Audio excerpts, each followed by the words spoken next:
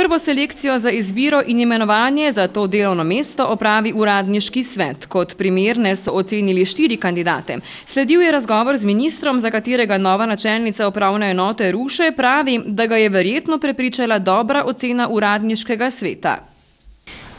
Poleg tega pa verjetno tudi to, da prihajam iz tega lokalnega okolja, kar se smatra seveda kot prednost pri izvajanju takšne funkcije.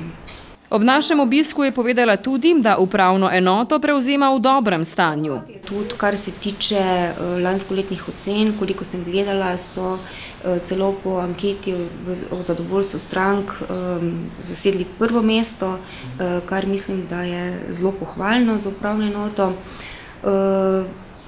Kader je dober, sicer mogoče manjka malo mlajšega kadra, ampak to je pač problem zaposlovanja v javni upravi trenutno.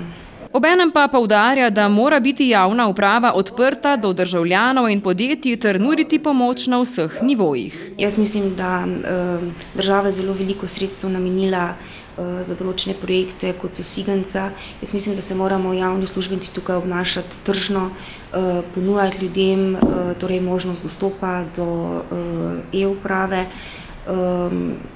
in biti vsem kvaliteten servis, tako občanom, državljanom, kakor seveda tudi podjetjem.